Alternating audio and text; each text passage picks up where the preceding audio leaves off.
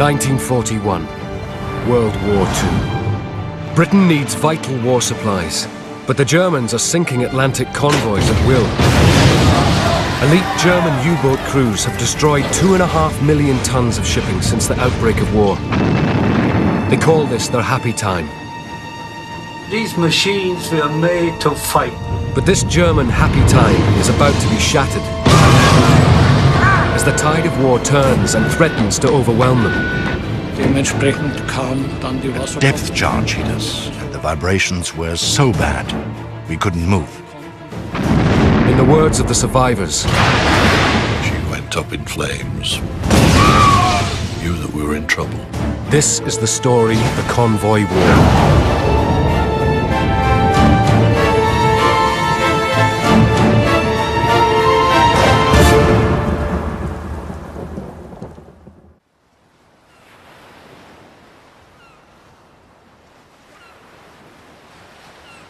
At the beginning of 1941, German submarine chief Karl Dönitz is a troubled man, despite the fact that his U-boats are sinking about 40 Allied ships a month. He has calculated he must sink more than triple this number to defeat Britain. He now plans a massive new spring offensive, which he hopes will destroy the convoys. The attacks will be spearheaded by some of his finest U-boat aces. One of the greatest among them, the legendary Günther Prien. A master of the art of submarine warfare, he has sunk 27 ships in 9 patrols.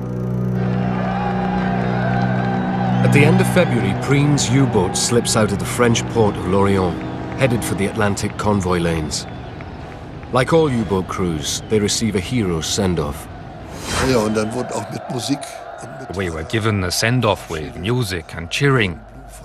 And we were given flowers by the women and other ladies like secretaries. The boat pulled out, and as soon as we were far enough away from the shore, we threw the flowers overboard, because we thought they would bring us bad luck. But for Dönitz and Günther Prien, the bad luck is just beginning. On March the 6th, Günther Prien spots a convoy. It is OB-293, sailing from Britain to Canada to pick up supplies. It contains 37 merchant ships, guarded by 4 Navy escorts. Before Prien can strike, he must first radio Dönitz, who insists on personally controlling U-boat attacks from his command center in France. Karl Dönitz, he drove the system from the top using the radio to control what men did, where they went, how they fought. He chastised them for not being more effective. He wanted to micromanage the whole Atlantic theater from a radio bunker. To stop the British reading their radio messages, Dönitz uses a state-of-the-art German code machine, the Enigma. He orders 3 other U-boats to join Prien and attack the convoy. Following tried and tested tactics set out by Dönitz, Prien and the other U-boats plan to attack on the surface at night. The boldest captains will dive underneath and rise inside the convoy.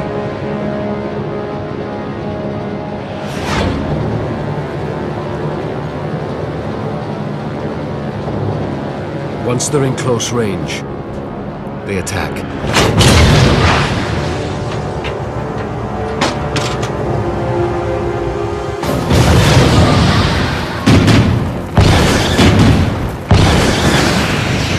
It was a dreadful thump, a wham, bang sort of thing.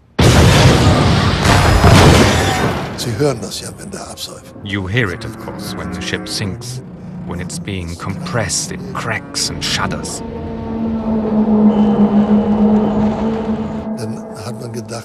And you just think, God, hopefully those on board are not still inside. The U-boats successfully hit 4 ships.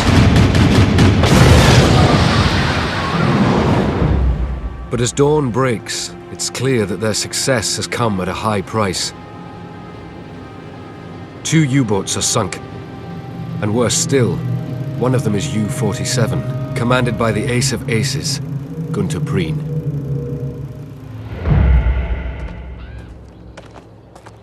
Prien's loss hits Dönitz hard. Prien was all that a man should be. A great personality, full of enthusiasm, energy and zest. He was totally dedicated and a fine example to all who served under him. After 3 months without losing any U-boats, losing 2 in a single night is a massive blow. Dönitz can't understand how the British gained the upper hand. Attacking on the surface at night, his U-boats should be virtually invisible. They were hard to see. They have only a small silhouette. The highest part is the tower, which is about, 3 to 4 meters over sea level, which is not very high, in the dark, in moving seas. But unknown to Dönitz, the British can now see in the dark, using a new weapon which they've secretly developed. Radar. British scientists have spent nearly 10 years developing this covert technology. Initially used as a warning system to spot enemy aircraft, the British have now created a smaller version that can fit on a Navy destroyer. It can locate German ships on the ocean surface over 16 kilometers away. The invention uses radio waves. On board a destroyer, a radio operator sends out radio pulses. These pulses reflect off metal objects, such as the conning tower of a U-boat. When the signal returns, the operator can calculate the direction and distance to the enemy.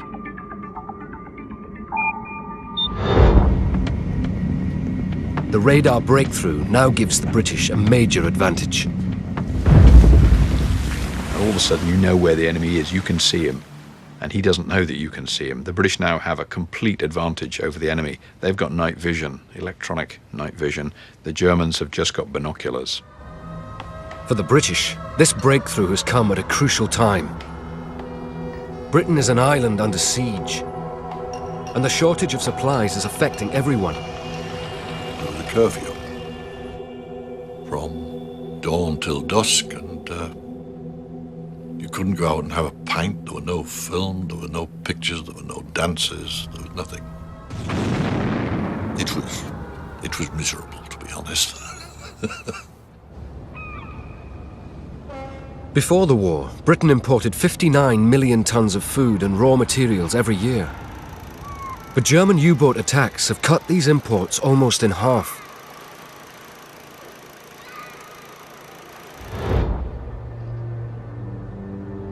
Dönitz is convinced that he can stop the convoys completely. But he's been held back by German high command. In March 1941, he has just 96 U-boats, when he always argued that he needs 300 to defeat the convoys. He's not getting the firepower he needs because Hitler is convinced that battleships, not submarines, are the key to victory. Hitler was, the average guy today, standing in a museum, having a model of a battleship and the model of a U-boat. What would he look at? The battleship, of course. Same with Hitler. He was fascinated by the pure brutal power. The pride of Hitler's new fleet is nearing completion. The Bismarck. At $1 billion in today's money, it will cost as much as 35 U-boats. The standard U-boat weighs less than 1,000 tons, and with just 14 torpedoes, it can only sink a few ships before returning to base to reload. The Bismarck is more than 50 times bigger. She carries hundreds of shells, and her 8 380mm guns have a firing range of 38 kilometers. Hitler believes it could destroy entire convoys in a single mission. However, Dönitz is convinced the money would be better spent building U-boats. He believes that if he had enough submarines, he could win the war against the convoys. And he's about to get the chance to prove it. In March 1941, German U-boat chief Karl Dönitz has 3 of his best ace captains stalking the Atlantic for prey. They are Joachim Schepke, Otto Kretschmer, and Fritz Julius Lemp. Between them, they have sunk nearly 100 ships. On March the 15th, Lemp spots convoy HX-112, 650 kilometers off the coast of Britain. Many of its 41 ships are tankers carrying gasoline, kerosene, and crude oil. Any ship that belonged to the enemy was a good target and was a target. But a big prize, if you were looking for ships, was a tanker, of course. Unaware that the British are using radar, the 3 U-boat aces take up their positions to attack. Under cover of darkness, Kretschmer sneaks inside the convoy. In an amazing display of submarine warfare, he sinks 5 ships in just over an hour.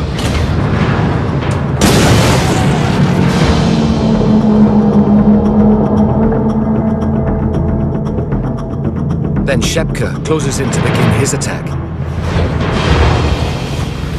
But a British destroyer detects him with its new radar system. Once spotted, U-boats are vulnerable to surface gunfire and must dive for cover.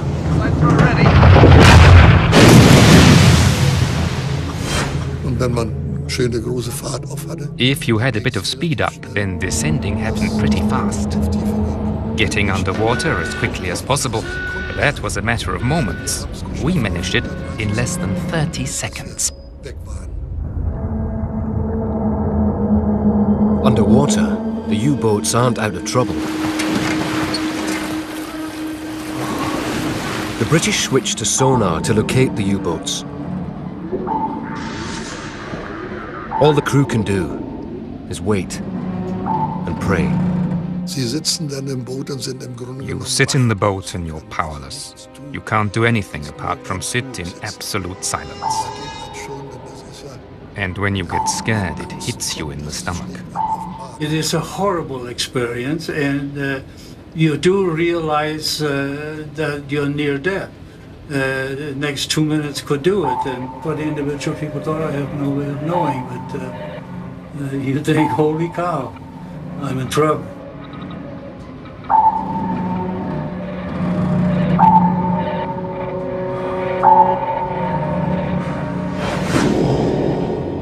On the surface, the British destroyer launches a pattern of depth charges over the suspected location of the hiding U-boat.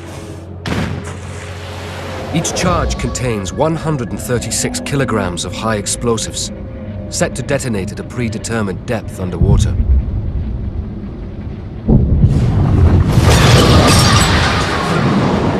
It is so loud, you have never in your life heard a sound like that. Never. It's a one-of-a-kind, you know, water carries noise very well.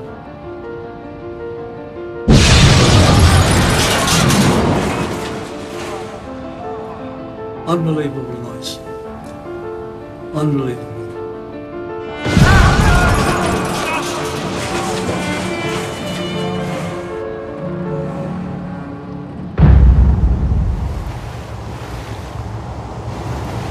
In the attack on convoy HX-112, Joachim Schepke's U-boat is badly damaged by depth charges. He has no choice but to blow air into his ballast tanks and surface. There he is spotted by a British destroyer and rammed.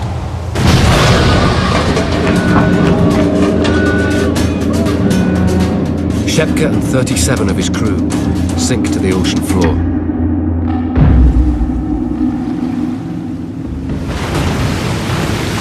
Now the escorts start hunting for the other U-boats. They quickly find Otto Kretschmer.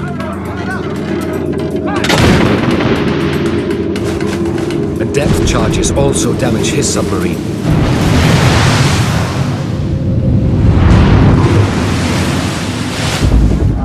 manages to surface, but has to abandon ship and is captured alive.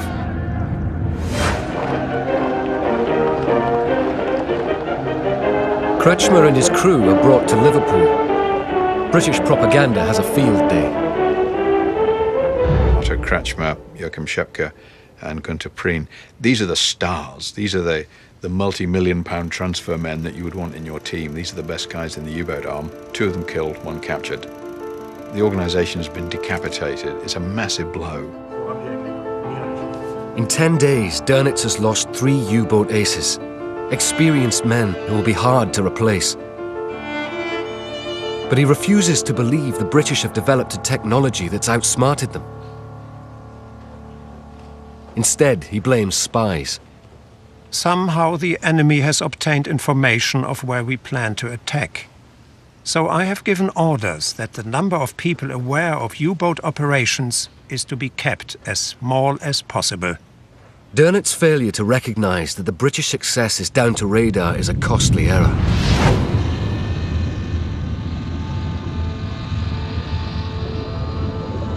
But worse is to come, as the British get a lucky brig that will change the course of the war.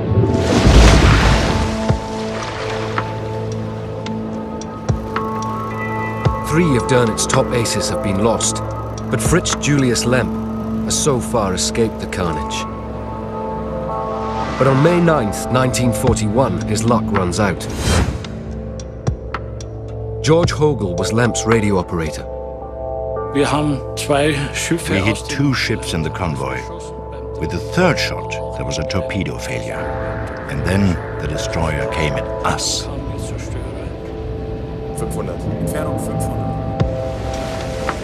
David Baum was on board the destroyer. Torpedoed 2 ships. And we immediately went in the direction we thought the U-boat must be, dropped depth charges, and made a remarkably good attack.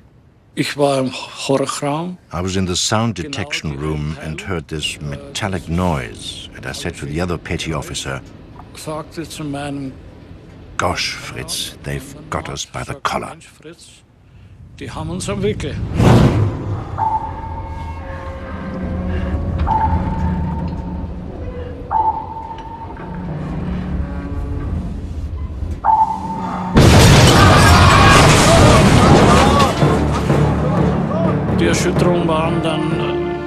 Vibrations were so bad that we couldn't move, and we knew we couldn't escape.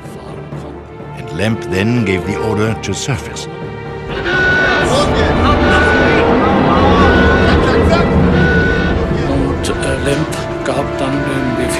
The boat came up to the surface and shot it from all sides.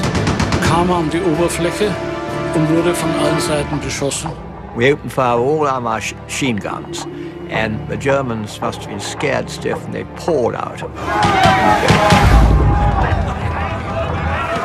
Lemp stood on the conning tower, and I could see him shout out, waving, "Get out, get out, out, everyone out!" And us 2 wireless operators were down in the control room. So we called out, "What about the secret machines? Leave everything in there, get out, out, get out!" He just wanted to save every man. Lemp and the crew abandon ship, but to their horror, the U-boat stays afloat.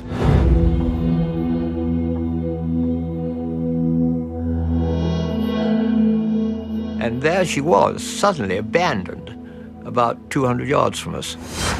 My captain said to me, "Board her, see what you can get." And there I was, in the control room, absolutely silent. No Germans there, just me. So I called my boarding party down. We started searching the U-boat. Of course, the most important thing were all the code books and an actual Enigma machine. David Baum doesn't realize the significance of what he's found, but it could change the course of the war. Enigma machines are used to encode all radio messages between Dönitz and his U-boats.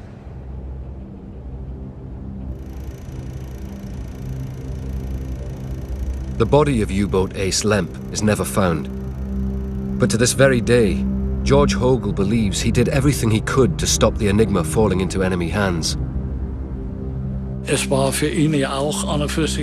I'm convinced that he just wanted to save his men, and he really believed that the boat would sink immediately. Through an incredible stroke of luck, the British have captured the key to German naval codes. In just 4 days, they raced the Enigma back to their code-breaking HQ, Bletchley Park. Hoping to unlock all of Dönitz's secrets, some of the best minds in Britain are set to work. According to the people who know, this place shortened the war by 2 years, saving innumerable lives. The deciphered messages are sent to the nerve centre for Allied convoys, Western Approaches Command in Liverpool. Now at last, they can plot the position of U-boats and try to route convoys around them. Aided by Enigma intelligence and radar technology, the balance of power is now shifting into British hands. Hopes are rising that more convoys will arrive safely, keeping Britain in the war. This is the first time the British have got hands-on, really good grip on what the U-boat arm is doing. And it gives them an insight which they will use for much of the rest of that year. Meanwhile, Dönitz still believes that the Enigma code is unbreakable. I do not believe the use of radio by U-boats has triggered action by the enemy. U-boat strategy is being undermined.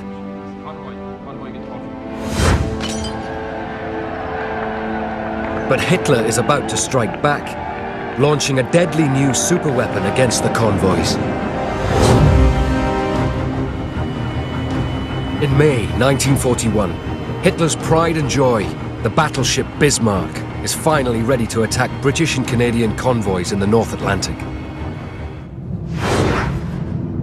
The Bismarck is one of the most advanced warships ever built. Its guns fire 770-kilogram projectiles, 40 kilometers. Even if the British are able to use their radar and Enigma intelligence to find it, the Germans believe the Bismarck is unsinkable. As the Bismarck leaves the Baltic on May the 19th, 1941, Fleet Commander Gunther Lütjens addresses his 2,200 crew.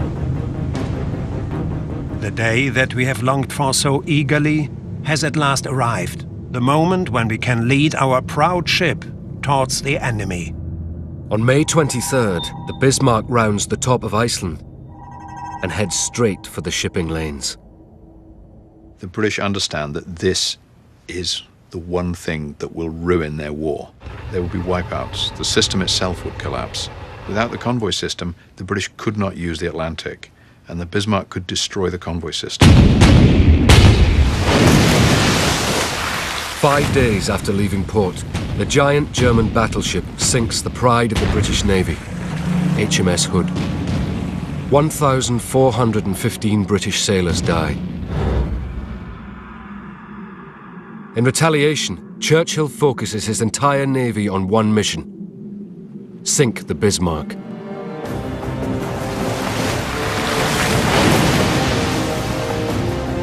But in its battle with HMS Hood, the Bismarck was also damaged.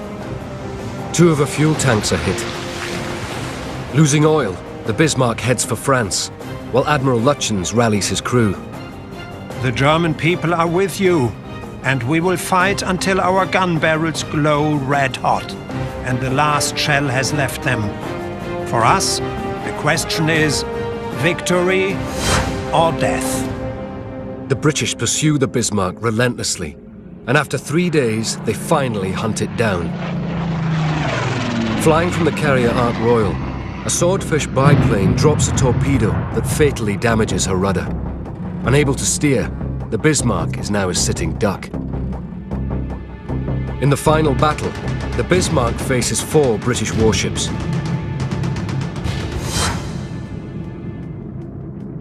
John Cannon was serving on the cruiser HMS Dorsetshire.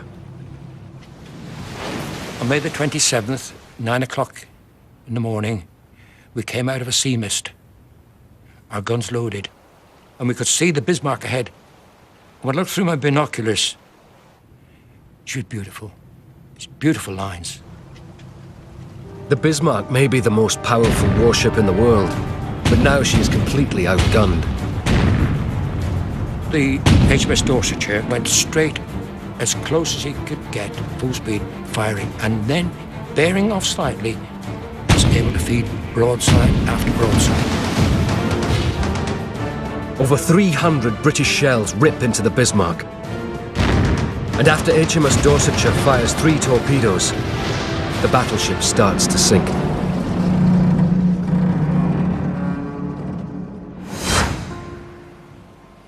This film is the last known image of the doomed German battleship.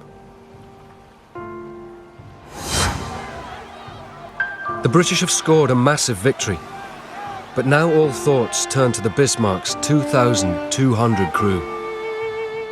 One of the main difficulties were when we threw a rope over, too many of the Germans were catching hold of the rope and we couldn't pull them in.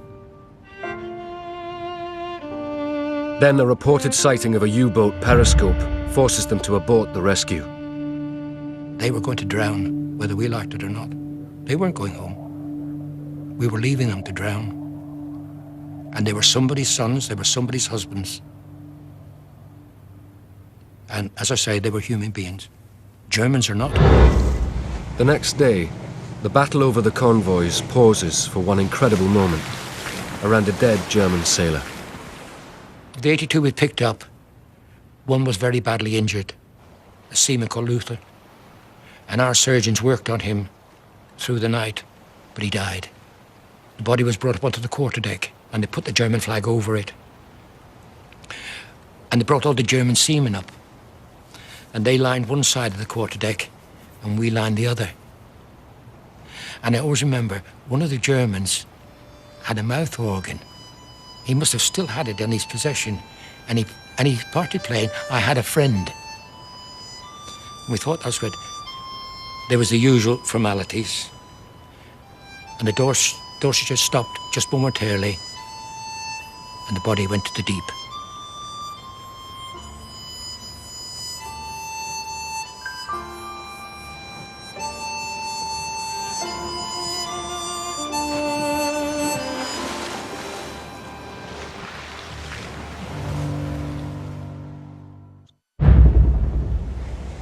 The convoy war has just changed irrevocably. Hitler is devastated by the loss of the Bismarck. He finally realizes that Dönitz was right. Placing all your firepower in one warship is too great a gamble. It's better to spread the risk, attacking convoys with a fleet of smaller, cheaper U-boats. From now on, Vice Admiral Dönitz is in sole charge of fighting the convoys. And the British and Canadians are about to hand him a golden opportunity to regain the initiative.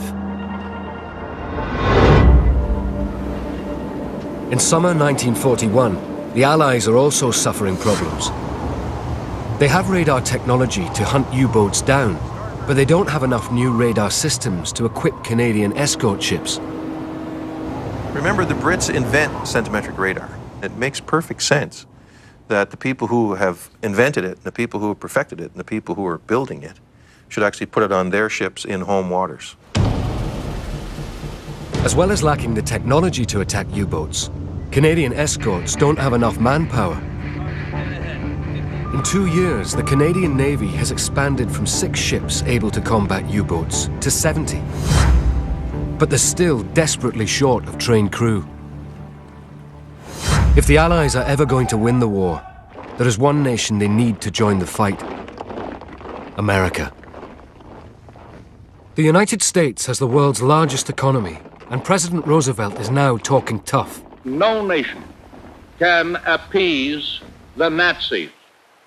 No man can tame a tiger into a kitten by stroking it. But its people are still in no mood to fight Hitler. We want no war. We'll have no war. Do Americans like Hitler? No, overwhelmingly. Do they see Hitler as dangerous? Yes, overwhelmingly. Without going into more detail on the questions, the other side is, well, then, should we join the war against Germany? Absolutely not. With America still unwilling to join the war, the Royal Canadian Navy is doing what it can, even though they lack the new radar systems and have many inexperienced convoy escort crews. 1,500 yards. 1,400 yards. On August 30th, 1941, convoy SC-42 leaves Sydney, Nova Scotia, for its 2.5-week journey to Britain. The cargo includes 22,000 tons of grain to sustain the British war effort. Peter Cock was on board the Canadian destroyer Skeena. SC-42 was, I think, about 60 or 70 ships in it. We had one destroyer, the Skeena, in the front of the convoy, and we had 3 corvettes. As the convoy departs, decoded Enigma messages indicate that a U-boat wolf pack is gathering. The British alert the convoy, but they're unable to reroute away from the U-boats because they're caught up in a huge Atlantic storm. Just saw the bows going under, seas coming over. Ted Hodgson was a 16-year-old apprentice on the merchant ship Ketty. It was a slow convoy.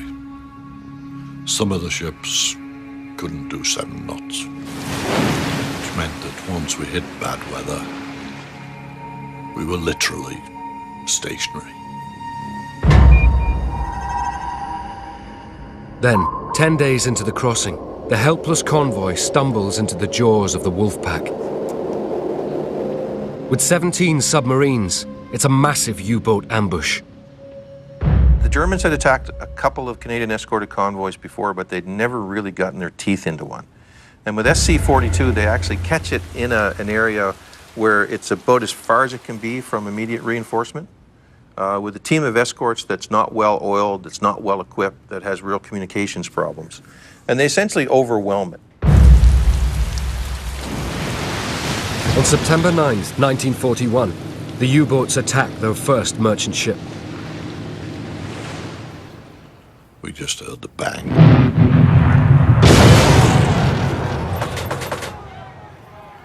She went up in flames. We knew that we were in trouble. Because you'd get a ship going one part of the convoy, the escorts would dash down there and they would get someone else on the other side of the convoy. Dönitz had ordered 3 more U-boats to the scene, and scenting blood, they now attack. They had to keep going, and we kept getting messages from Britain saying there were more and more submarines gathering.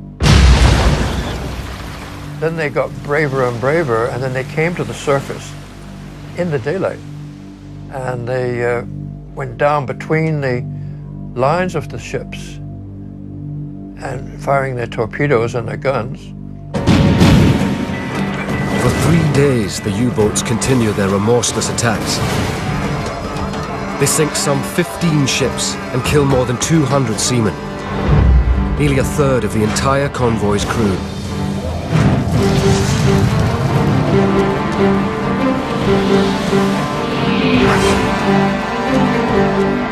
At one point, I think we had more survivors on board the corvette than we had crew. And where do you put them? We have no clothing for them, and they're all covered in oil. We'd run out of food. They were dying from drinking the oil. And we just sew them in a blanket until we could push them over the side. It is one of the worst convoy disasters of 1941. 70,000 tons of cargo are lost. Such huge losses can't be sustained if the Allies are to win the war.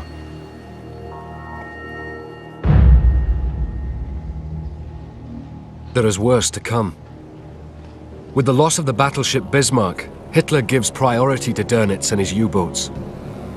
By October 1941, Dönitz's fleet has increased to 187 submarines. Dönitz still doesn't know about British radar and Enigma intelligence. But with so many U-boats at sea, Germany has a powerful advantage in the battle against convoys.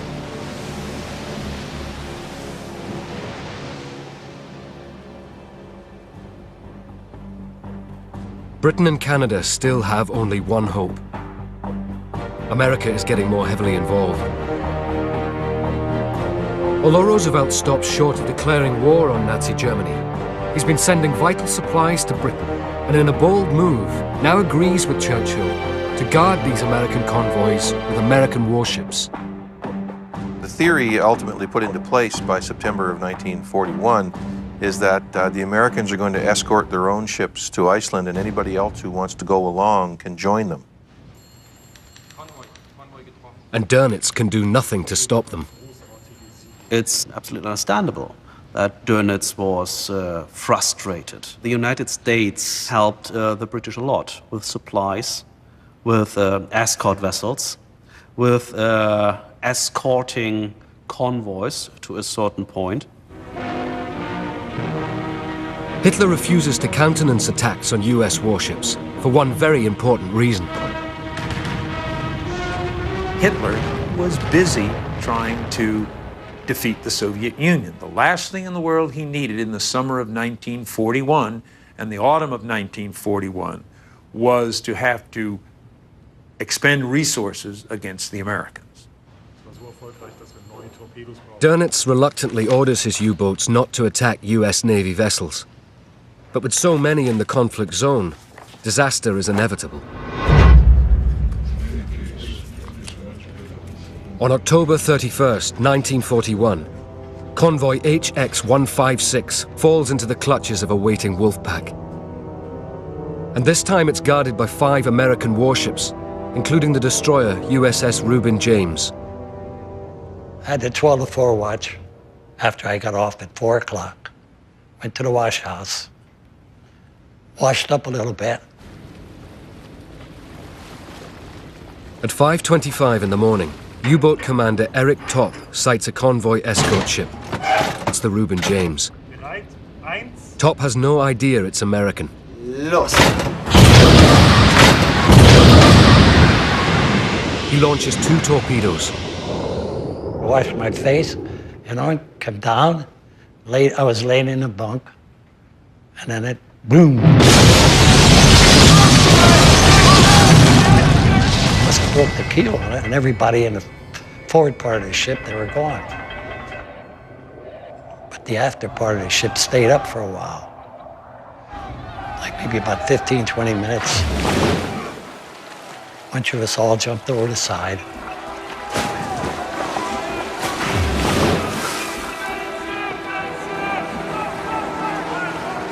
The Reuben James sinks, killing 115 American sailors. In Britain, Churchill hears about the incident and realizes this is the moment he's been waiting for. There's no question that Churchill would have been pleased, even relieved. What he wanted to see was the United States enter the war against Germany. There were incidents occurring in the Atlantic, and he therefore, I think, would have been quite happy if one of those incidents prompted the United States to enter the war. And yet Roosevelt does something entirely unexpected. Nothing. It seems as if nothing can bring America into the war.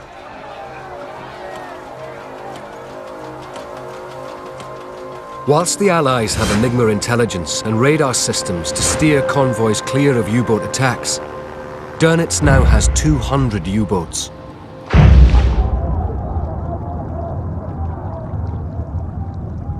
They are virtually impossible to avoid. Torpedo track, torpedo track. Britain desperately needs to find new ways to protect the convoys.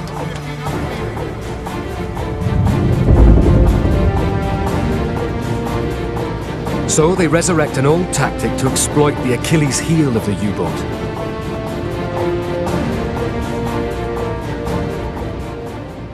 these boats weren't submarines as we have today, which are able to sail underwater for a long period of time. A submarine on the surface is one of the most vulnerable ships you can imagine. Only one hit by a shell, a machine gun bullet, is sufficient to cripple the vessel.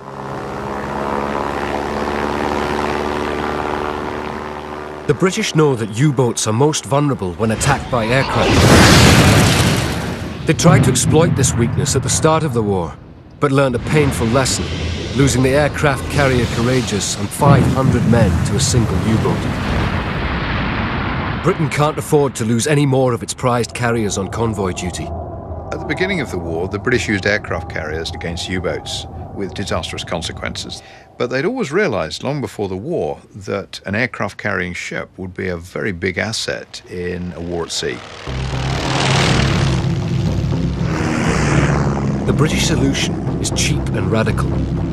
They take a captured German merchant ship called the Hanover, cut off the top and install a flat flight deck.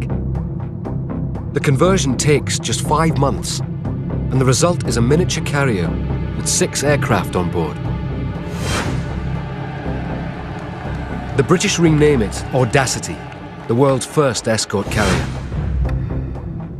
22-year-old pilot Eric Brown was one of the first to land on the ship. I had never seen an aircraft carrier in my life prior to this, but some of the pilots in the squadron had already operated from the large carriers like Ark Royal, and they were in for a shock when they saw the size of this thing. Because really, when we arrived over it for our first landings on it, it looked to me like a floating matchbox, frankly. Landing on its 140-meter flight deck presents pilots with a huge challenge. But airborne, these planes pose a real danger to U-boats. The commander or the officer of the watch had to make a decision. What do I do? Do I attack the airplane? Do I call for the gun crew? Do I crash dive to get away? But is he too close for that? Could he be here before I get away? Audacity's first mission is to protect convoys sailing between the European port of Gibraltar and Liverpool. On December 14th, 1941, the Audacity departs Gibraltar with a convoy of 32 ships. At first, all goes well. Every morning at dawn, 2 aircrafts were flown off, and as they left the ship, they would split and go in opposite directions, looking for potential action by U-boats. Supported by Audacity's air patrols, convoy escorts destroy an incredible 3 U-boats.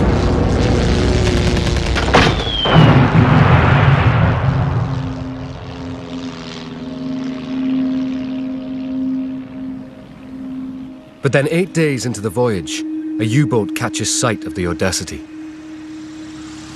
I was the last to land on at dusk. I was sitting in the wardroom having my coffee when the first torpedo hit. It hit the stern and knocked our rudder off. He fired 2 more torpedoes, and the bows just blew off, just collapsed completely. I dived down a ladder and went down 2 decks, and then realized I couldn't go much further, so I jumped from there. But the aircraft carrier sank very rapidly after that.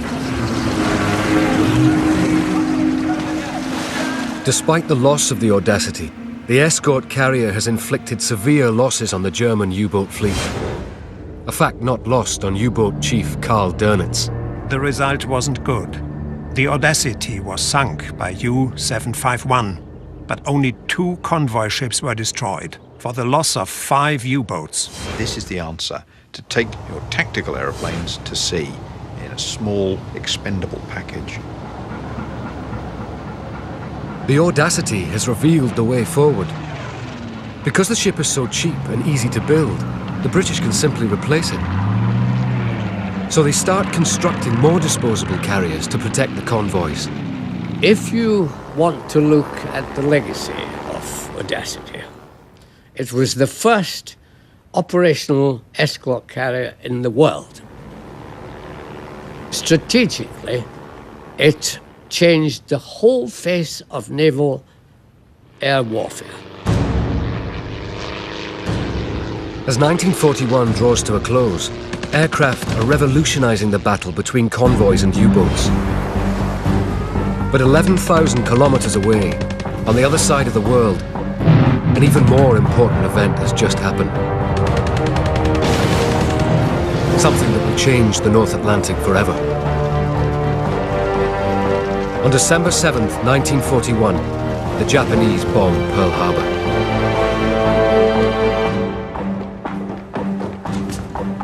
Four days later, Adolf Hitler declares war on the United States. At last, Dönitz is free to attack US ships, and in just a few months, he will have 300 U-boats. The amount he always said he needed to smash the convoy system. Both sides have everything to play for. Germany has its U-boats, and Britain and Canada have their American ally. The convoy war is set to engulf the eastern seaboard of the United States, and Karl Dönitz is about to teach the American Navy a painful lesson in the art of submarine warfare.